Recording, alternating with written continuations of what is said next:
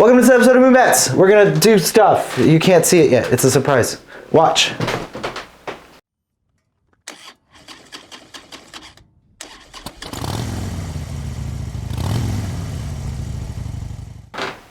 I'm here with Dan again.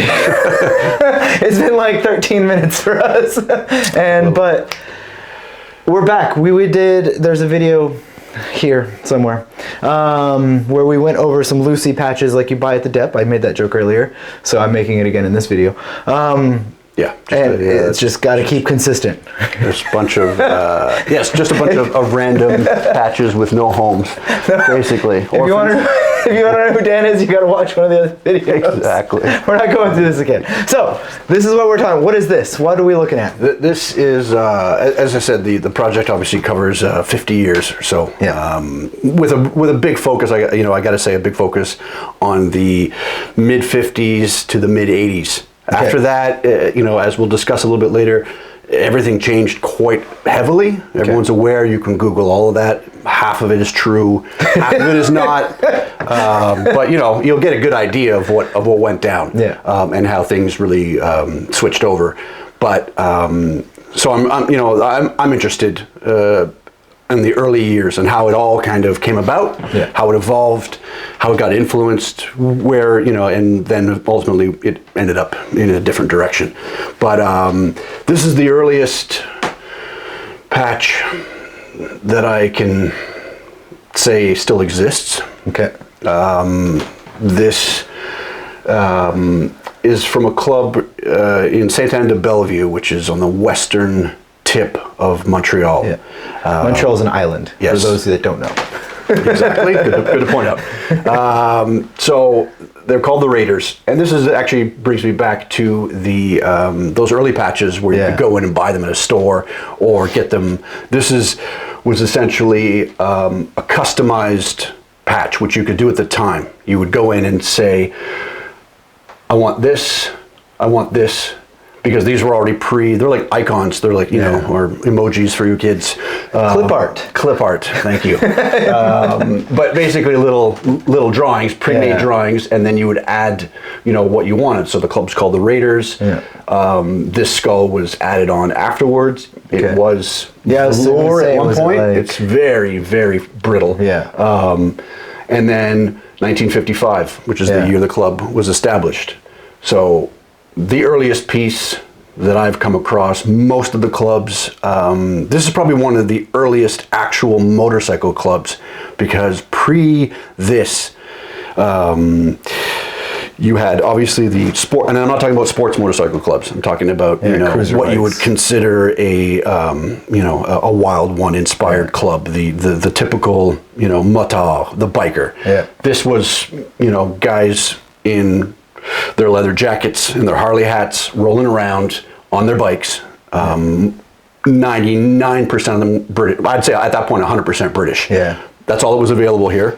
Occasionally you'd get like something left over from the war, so an old Harley, like a flathead. Yeah. But other than that, you're not going to really find anyone riding, because the British stuff was readily available. It was cheap, and it was generally for guys starting out, smaller displacement. Yeah. So they could handle, a 500. Yeah. And that's what they could afford. It didn't cost a lot. So that being said, this is what you're looking at is a club riding European bikes early on, and anything that would kind of circled around this era between 55 and say 59, 60, they were all inspired by the Wild Ones, so they had the look, the Marlon Brando or the Chino look. And if you wanted to have a club, a lot of them didn't. Again, we're kind of, it's the link between a street, like a greaser gang, and a motorcycle club. Yeah. So this would be the first example of strictly a motorcycle club. Yeah. Other ones like the Panthers and the North Eagles, they all were, some of them had motorcycles, but a lot of them didn't. Okay. So you'd have a couple guys riding, the rest followed in cars generally. So these guys were all, there was about, I think about 10 of them. Okay. They were all on bikes. 55, that's the earliest year that, you know, and this would be the kind of the you know, ground zero as far as motorcycle clubs starting to you know, evolve and stake their claim in Quebec. So, I mean, this is just, you know. You can see there, like, I'll carry it a bit closer to the camera, but there's like bugs still on it. That's like. Yeah, this thing is it's been, you know, it's warm. Real dry. But what I also wanted to point out was, we were talking earlier about those patches that you could buy. Oh, yeah. This right here, this eagle patch, again, velour, it was added a little bit later. Okay. But this was one of the ones you could buy in a store. Okay. And there was the club that I mentioned before called the North Eagles from 1957 in Montreal. They had this was their back patch. Okay. So they went, like, so no, this has nothing to do with it. I think basically from what I can get is, and I spoke to the founder, his son. Okay. So he actually found me after I had posted this many years ago. And was like, that was my dad's club. He's the one who came up with the design, et cetera, et cetera. But he added this, and this, what's important about this is like a pre-made patch that you could go in. This is a modified pre-made patch, and this is, you know, customized. This is one that you went and bought off the wall. Okay. And the clubs, like the North Eagles, use this as their back patch. Okay. So I actually have photos of this, and I'll try to get you one. Of this on the back of their leather jacket, of essentially a street gang. Using this that looked like a motorcycle club. Okay. Using this as their patch, as their center patch. So this is kind of cool that he had this, and then was like, I like the Eagle too. It's pretty badass. I'm going to add that later on. And then it's just a really cool classic, you know, 50s piece of leather. There's some blood on the inside here too, just in case you're wondering. There is, yes. There's a little bit of everything on this. There's a lot of DNA happening on this. I'm going to bring it in close here, so you can see it. You can flip it around. It's the actual jacket is very. There's nothing on the front. Yeah, there's nothing on the front. But well, rotate. It's cool. But it's like, you know. Look. There we go. Slow. Real look. There you go. You can't buy this. No. I mean, you can, but not from Dan. You can't buy this one. You can't buy this one. All right. So I'm going to put this back over here in a safe place. Down. And we will start on the rest of these. We've got, so just to give you an idea, we've got 1, 2, 3, 4, 5, 6, 7, 8, 9, 10, 11, 12, 13, 14 off-camera vests here, so we might split this into two because we are at 8 minutes right now. So like we'll see how. And I'm gonna need to get a drink. And I never drank while we took our other break, so I'm definitely gonna cut this. So we'll do the first half. And then we'll do the second half. Exactly. Just so you know what's going on, and so we know what's going on, because that's about as good as it gets. Oh yeah, I'll set this guy over here, and I think we should be all right. You know, as far as. So, we went through a couple vests, and then I saw that the sound bars were off.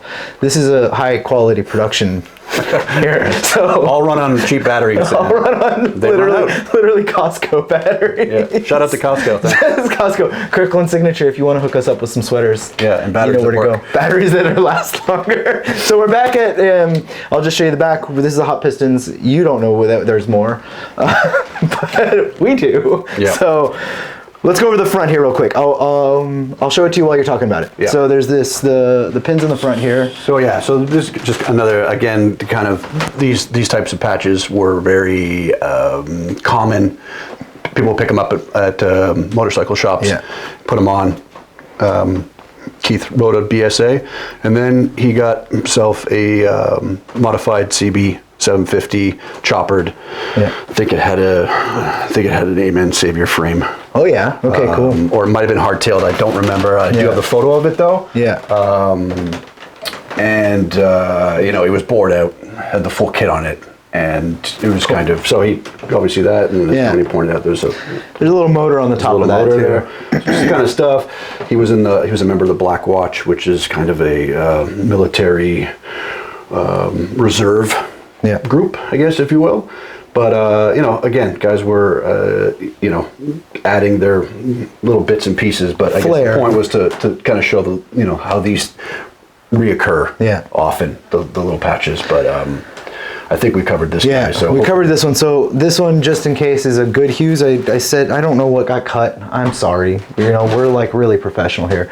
I'm going to just turn this a little bit more. There we go. But this is a Good Hues brand vest. Like the guys wore what they wore.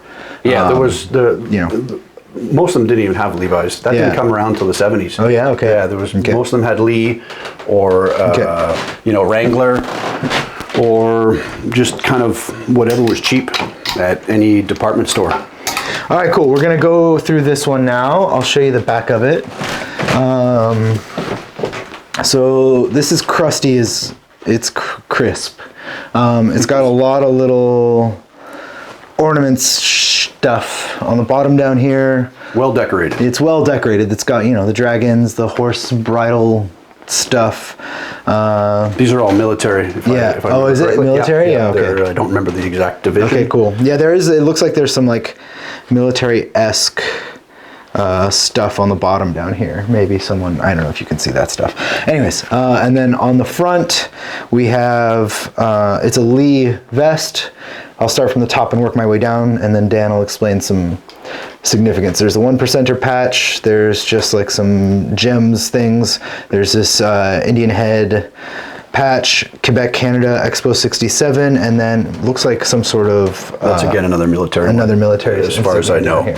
Okay, so why, what's the deal? The only reason that this is here, other than the fact that it's pretty fucking badass,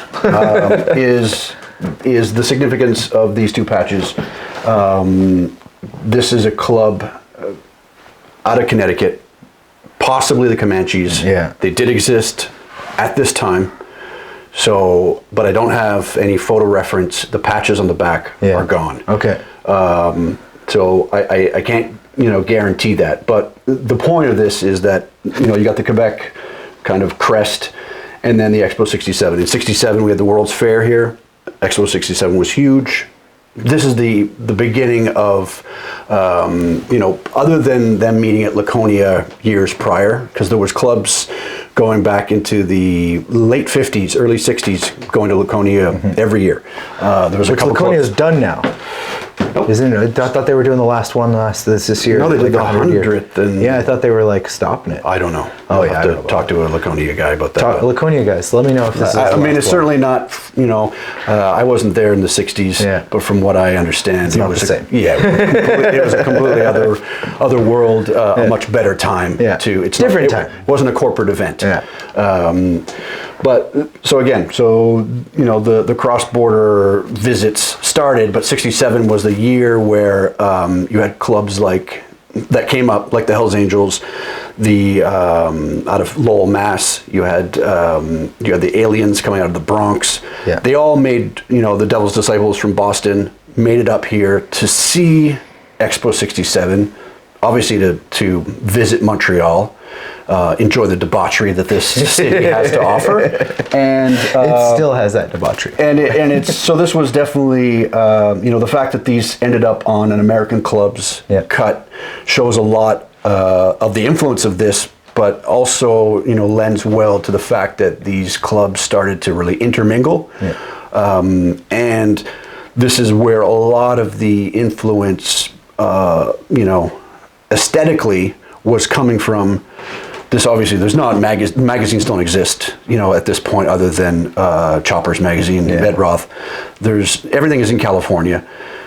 Nobody speaks English. Yeah. So in Quebec, In Quebec, yeah. So they're looking at clubs from New England that are rolling up into Montreal, and they're trying their best to communicate with them. Yeah. Obviously, motorcycles. Motorcycles and beer speak a lot. Exactly. So they didn't, they could get a few words out, but then it really, this is where they start to really interconnect and establish future alliances, establish friendships, but also where they start to pull influence from, Quebec's pulling influence from the clubs that they see, because this is their internet. Yeah. Is the guys rolling into town. So then they start to hang out, and then it's after 67, they're invited to parties down there, vice versa. Yeah. So this is the importance of this is, kind of establishing that link that really happened in 67. And this is where the clubs really start to expand. And, by within a year or two of this happening, there was at least another 100 clubs that appeared. Okay. Not just in Montreal, but throughout the province. It really started to really pop off. If you, as usual, if you know anything about any of these things, not hearsay, but actual info, reach out and let us know. This is if you have a picture of this vest that has the back, it's pretty identifiable, I think. You can see the outline of some, the patches where they were, but I really don't know. Yeah, we don't know what it is. And again, someone just kind of said it's possibly the Comanches. Okay. The timeline would line up. It lines up, but is it that? I don't know. Yeah. So if you do, you'll know right away, because it's pretty. Even in a blurry picture, these things will stick out, and they've been there. Yeah. All right, next one. What do we got? We got. Long measures. Okay. So yeah, that's that one. Okay. So I'll start with the front, and you can start talking about it. Ahead again. So SS bolts on the lapel, Moto club. And the iron cross on the bottom here. And this is a leather one. There was another patch here, it looks like, that came off. Who knows what it was. And then the back here is Rolling Ventures. Just going to point out Triumph, Norton, BSA, MC, and then Bacomo. So tell us a bit about this one. Where the hell's Bacomo? Way North Shore, far North Shore. Yeah, it's like a 13-hour drive if you were to keep driving. Yeah, very northeast of Montreal. From Montreal. Yeah, exactly. Well, northeast of Quebec City. Yeah. Northeast of basically everything. Yeah. So you're really at the, you're kind of getting to the northern end of the northeast end of the province. Yeah.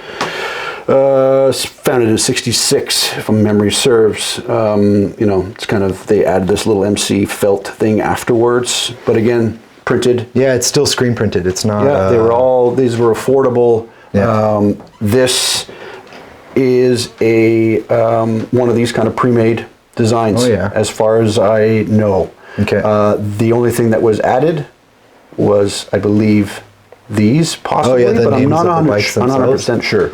Yeah.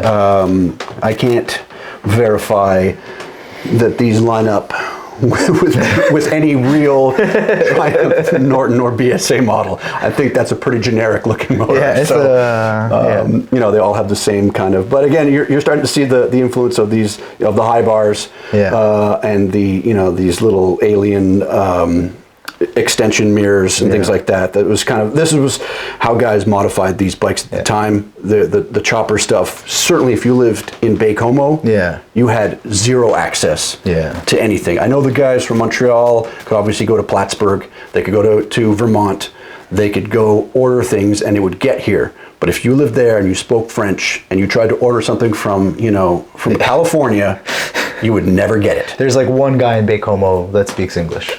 Yeah. And he's like not very good at it. Exactly. Even now, I think the population of people that are Anglophone in Bacomo is like under 5%. It's like significantly a small number of people that speak English. When I went up there, it was you don't speak English. Like no one knows what you're talking about. It's quite far. It's quite remote. As far as being in compared to metropolis like Montreal. So they didn't have options. Obviously, bikes like this were what was available at the time, as we've discussed, but also to modify it, you were either making stuff, or you were maybe someone would go into Montreal, find a shop, and bring back some stuff. But it was some guy's bringing his van full of everything. Yeah. But I mean, there's no going on to eBay and buying the vintage parts. There was no ordering online from 100 different websites. Even catalogs barely existed. There was probably only, one, maybe two motorcycle shops up there at this time in the 60s. And they also fixed snowmobiles. And chainsaws and whatever else you had that ran on gas and oil. So this lends well to how spread out the culture was. Yeah. but also the fact that they had limited resources and still managed to create a club. This was a fairly big club at the time for a small town, relatively.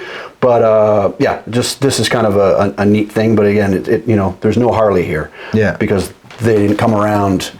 Certainly not in Baie-Comeau, but even here in Montreal and surrounding areas until the early, or the first half of the 70s, I would say, is when it really started to kick in, with the exception of a few guys who were able to get bikes out of the States. Yeah. Again, that being a different topic of how motorcycles made it here, but there was a lot of that they made it here in various ways. They just came. They just manifested themselves. Let's just say, if you needed a bike back then, it was not difficult to get one. And the only problem was sometimes you would get it, and then somebody else would recognize it from a rival club, and then you had trouble. And all these stories will be in the book. Will be in the book. There are definitely some stories of bike getting, bike acquiring, and bike acquisition. Yes, bike getting and bike loss and acquisition specialists. Exactly. That's what they're called these days, right? Yeah. So we are on this next one here, which I'll show you the front, and I'll tell you what it says, and then Dan will talk about it. So front of this one says President Barbe Noire, two little stars, 1369, which I actually really like this. This guy's a Capricorn, dating singles if you're looking. Barbe Noire was a Capricorn. This one isn't as crusty, but it's definitely, like, you can see this is like, this kind of wear doesn't come from like sandpaper. Yeah, this comes from the wind and elements. Very fragile. Les Successors, and then PQ, a Coffin, Chenille again, MC, Inc., Maryville, and then there's some numbers down here in Chenille, and I'll let Dan tell you now what's up with this guy. So this is the Quebec registration incorporation number. Okay. I actually have the paperwork. The paperwork That's sick. That was notified, certified. This again, this kind of came about through the founding president, not Blackbeard, not Barbe Noire, but the actual the grand poobah of the club. He basically grand poobah gifted me this and his photo albums, et cetera, et cetera. What I'm getting at is like things. This is how I, some of these things get into my possession, into this, archive, if you will. Dan's not buying this stuff. I'm not against it. Yeah, it's just not out there for me to buy. There's nothing in Quebec stuff. But that being said, it means far less to me when I buy something, if I can, than if it's given to me. Because establishing that relationship, I'm holding on to it. So Denis gave me this. It was not his cut. His cut is, he's passed. His cut is waiting for me. Okay. There's a family issue now that has to be dealt with. But it'll eventually get to you. He made it known that I was to receive it later on. But that's besides the point. This club was created, real quick, the backstory was the successors, essentially, earlier we mentioned the Québécois, which was a early Quebec club, obviously. And mentioned how tough they were. That was the specific. They're the guys who like to wreck bars. And one of the members, whose name I'm forgetting right now, but of the Québécois, was killed in a motorcycle accident. Denis knew him prior, when Denis was younger, grew up around him, looked up to him.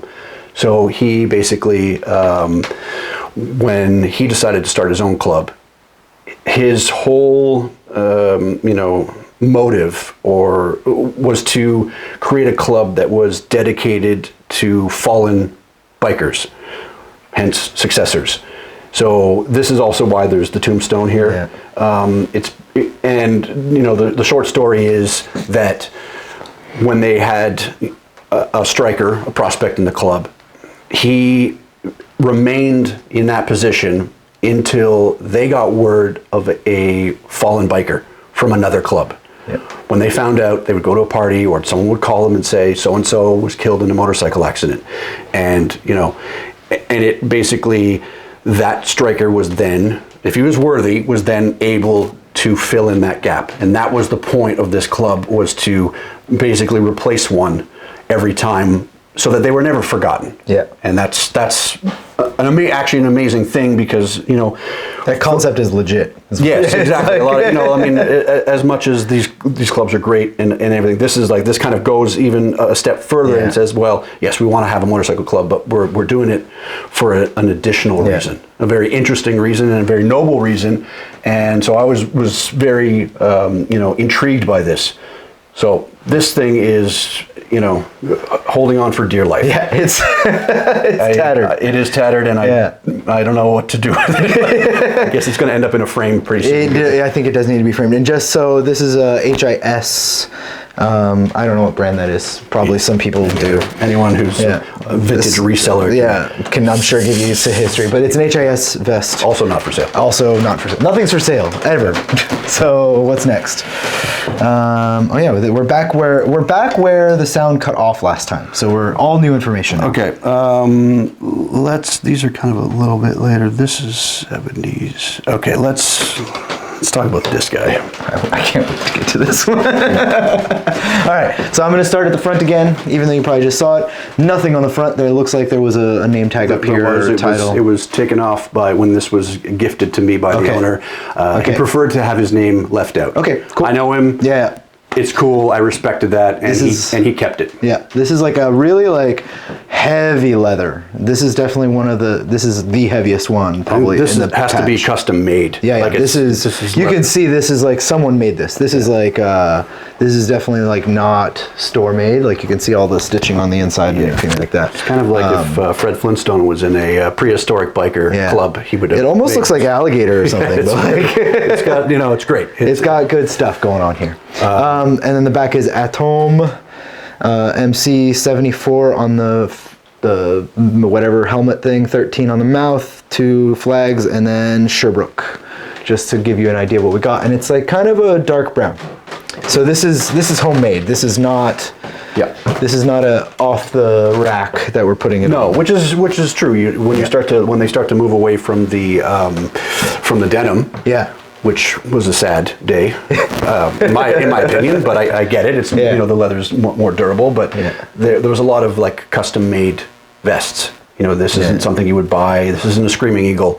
This is definitely probably a local leather worker made this. This club, you can certainly you can Google these guys. Oh yeah. Okay. And the gist of the story is true. Oh yeah. Because they were basically a very well-known club out of Sherbrooke. Okay. That if we gotta mention. Obviously, there was rivalries and wars. There was obviously the wars between certain clubs in Quebec. Yeah. In Montreal. Yeah. But there was also in other parts. Okay. In Sherbrooke. This club in particular had a strong rivalry with another club called the Gitans. Okay. The Gypsies. Oh yeah. And it was over this.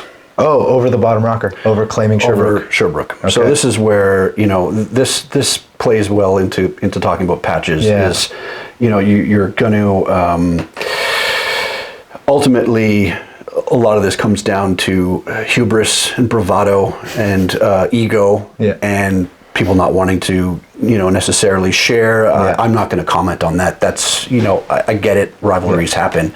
This one got bloody, very bloody. Many members were killed, in particular out of the Adams. Oh yeah, okay. This is the only surviving one. This is the only surviving one. They were all when the last member to be killed was buried. They all burnt their guts. Yeah. Okay. This one managed to survive somehow. Yes, and I'm very grateful that I was able to. Now it makes sense why there's no name. But the Gitans went on to become the Sherbrooke charter of the Hells Angels in 1984. This club folded in 1984 after a couple members, although several others were, when the last 2 members were killed. things went sideways. These guys were like, we're done. Yeah. And there's no more. They folded. And it started over, I should mention about patches, they're not exclusive to this, but a lot of, dating back to the beginning of clubs, people were taking trophies, what they would call scalps. Basically, you see a club, you're a little pissant of a person, and you want to you want to go and take it from them because I'm saying that because they were like, teenagers mostly, and then it kind of evolved out of that. But you want to go and steal someone's patch and claim it as a trophy. So that's where that whole mentality came through, and then this just kind of they weren't the Gitans were not happy about they basically didn't want to share the patch. And this is where the rivalry began. It was later amped up by other clubs that kind of put their nose into it. But this just shows to show that the power of these things and where they can kind of go wrong. And that's part of the reality. All right, let's do the next one. This is a good one. This is the first time hearing that story for me as well. So whatever you want, you call it. That one? My favorite one? Let's do your favorite. I actually like that it's your favorite one. I'm going to just put these in order so we know which ones. We're going to do 2 more, and then, all right, well, I'll start here. We're going to do 2 more, and then we're going to cut the video here, and then we'll do some more here. So this is another one here. It says rock and roll, President Boris. This is a ride to live, live to ride, skull with wings. This is actually a really tough little skull that I can't read it. It says helmet laws with a screw in it. I'll try and post a picture of that, and when I'm editing this, I'll forget for sure. And then, the mouth tongue guy, and this is reincarn, which is reincarnated. You got a thing here. It's the scythe, the what is it? Fleur de lis with the skull. MC Trois Rivières with the middle fingers, and then some like drapey hands. So but I'll point out the origins of this club was a club called the Fleur de lis. Oh yeah, okay. That's why there is this inside the skull. Oh, so cool. A few of the members, the Fleur de Lis were a club in the 70s. The Reincarné started in the very late 70s, probably 79. Okay. And lasted till about 83, around there. So this was their kind of nod to the original club that some of the guys had started in the same town. It says Trois-Rivières, but their clubhouse was in Louisville. Okay. So not too far from Trois-Rivières, but that's where the Reincarné, the Fleur de Lis were originally from. Oh, okay. But they also claim Trois-Rivières. Okay. Just it's the next big town. Okay. Sounds cooler than Louisville, I guess. Louisville sounds like a woman. It can't have a woman's name on your back. I guess not. If it's Louisville, it's all right. But Louise is just not going to cut it. So, anyways, the point is that that was a terrible joke. We're gonna cut that in. That joke, it's just a bad joke. So basically, so you've got the nod to the original club, and then this came around afterwards. It's chenille stitching. What makes this thing amazing? The design's pretty. The design is legit. We haven't really talked about designs, and they vary from like the horribly crude drawings to custom images to stock images that are modified. This is like kind of in between. This was drawn by one of their classmates. Oh yeah, that's that they went. Well, it was drawn afterwards. Yeah. But once this girl was basically in CEGEP college, whatever, she drew the logo for them at the end of the 70s. So that gives you an idea of how young these people are. Like CEGEP is like 18 to 21 years old. So like these guys are not in their 40s. No. Some of them, very few. Like 1 or 2 members were of that age, but most of the guys are like early. This is like it's a young man's game. Exactly. So this is a cool drawing. As far as I've seen a lot better, and I've seen a hell of a lot worse. Yeah. So this one kind of falls in. What makes this thing absolutely amazing are the rockers. Yeah. You've got the hands here, and then you got the middle fingers there.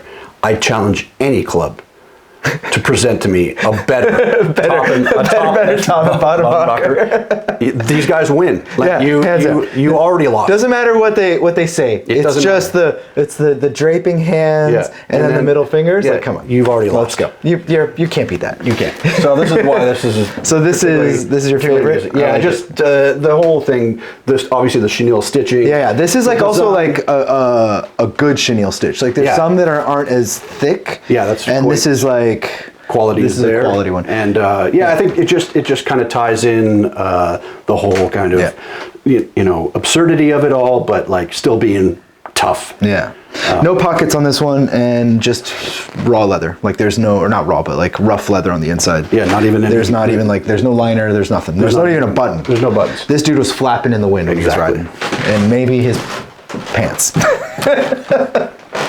right, go ahead. We'll do one more here. We'll do one more. Okay. So this one. This has an interesting story. This before we get into the story, I just want to comment at how crude this vest is. This is like probably looking over. This is the crudest vest we've got. It looks very homemade. It's like definitely like you could tell it was this guy's grandma made this for him. So it's got a couple holes in it. Well, I'm sure there's stuff here, but Directeur, Legrand, there's O Sons, like I guess this is a military patch right here. This guy was in the military. Yeah, Jean Gay, I guess that's, and then Canada, O Sons again. So this matching patches here, and then he's got the tassels or the leathers to hold it together because it's actually not even connected. It's literally two pieces. Well, it's one piece but not connected. And then Messager, and then some genie guy. Or Sultan guy. Messengers of Allah. Messengers of Allah. There we go. So he's a Sultan for sure. There's a Swords MC, Saint Prosper. It's funny because I read that and I didn't even read the bottom. Yeah, you assumed it was a town. I just assumed it was a town. So there you go. That shows. I'm like really like I'm focused on what I'm doing. There's some grease on this one. No blood. Only a few have blood on them, which I'm like. Yeah, this one's pretty clean. Yeah, this one's pretty clean as far as vests go. So this is a little bit of dirt down here. This is a pretty clean cut, and I think the reason. This guy was in the military. I believe he was at Petawawa, Petawawa in Ontario, and then he moved and possibly was restationed in Alberta. And I say that because this is one of the few ones that was kind of. Sent to me in a way. Someone reached out to me online and said, "Hey, I have some." They saw me post pictures of because I have spoken to a few members of this club. One guy who was an amazing painter, who did like bikes and cars. Oh yeah. Painter, like painter of the bikes, or painter as in like art. Airbrush. Yeah, like he was rocking really sick bikes. And just kind of picked it up. He was just like he was a musician actually, but was really. Just proficient. Yeah, so he painted some really great bikes for locals. I don't know. He painted that one. I'll post a picture of that one. There's a tank. The tank over here from the Black Angels. His signature's on it. He painted that tank. So it gives you an idea I'll post a picture of what he was up to. So basically the story for this one is how it came about is I posted up. The guy was like, "Hey, saw the pictures. I know what you're doing. It's great, blah, blah, blah." He's like, "I've got something for you." I remember you sent me a picture when you received this one. Yeah. And how this came about was the guy lived out in Alberta, I believe, again, in Edmonton or Calgary. And that's basically Montana of the United States, if you will. If you're trying to equate it. You're trying to figure it out in the grand scheme. The same amount of cowboys. Yeah, same amount of cowboys. Okay. Which means there's like 12. Because that's all the people in Montana. Exactly. The guy at the time, and I believe he found this in the 90s. He worked for a rag merchant, which is, the guy had a couple thrift stores or whatever, vintage clothing stores way before it was cool. Yeah. A long, long time ago. And he was buying bricks, which are 1 ton of rags. Okay. And you buy the bundle. Yeah. You pay $1,000 for it, whatever. Yeah. So this guy that worked for him was in charge of sorting. So they would buy this giant brick of clothing, bale, and then he said he went through it and out popped this. That's pretty legit. He had to buy it. His boss wouldn't give it to him, even though it probably cost his boss Like 1 penny. 1 cent. Because it's £1,000 and he paid $1,000. Yeah. So, and then, and this doesn't, whatever. Yeah. Do the math. Yeah. Do you math? Someone can comment math. It's 2,000. Yeah, tell me how many pennies this thing That's like was 50 worth. cents. So he had to buy it from the, from his boss. Also, it was like 80s, right? So that's like 90s, yes. 90s, so it's like 30 cents now. Yeah, so that doesn't even count. Not a lot. But it's just to say that you never know where these things kind of pop up, which is very unusual. I don't know how it ended up there, but I'm assuming, I don't know, I can't track this guy down. I don't know if he's passed away. He may have just decided I'm done. Yeah. But this is a Quebec club. Oh, yeah, okay. And this ended up, somehow. In out west. Again, maybe it ended up in Ontario and that was shipped out. I don't know the whole story of how that bale of clothing got to Alberta. Yeah. But so if you know any history direct of this vest, I mean, I know your mom probably made this. I know Just telling you history right of the now. club. I don't know the history of how this thing got there. But your grandma made this vest, so show this picture to all your grandmas because she's gonna be like, "Oh yeah, I remember. It got too close in the stitching over here." Yeah, she's gonna remember that. Definitely, it's haunting her. 100% homemade. You can't buy another one of these. No. But it's a very cool piece. I like this one. All right. All right. So what we're gonna do, I'm gonna leave this on the hanger. Yep. I think what we'll do is we're going to cut it here. We're gonna both drink beverages because I still haven't drank a beverage, and then We're gonna finish this. we're gonna finish this. It'll be the part 3. So like, subscribe, leave comments. Again, if you know any direct history of anything then we've showed you, just leave it in the comments or contact Dan directly on Instagram. Rebuilt One on Instagram. I'll put a link in the video description of his account, or you can reach out to me. He and I are close enough that I know where he lives. We're in a, that's just He's how it in works. my house. I mean, I didn't want to say that just in case. It's whatever. This is the end of the video.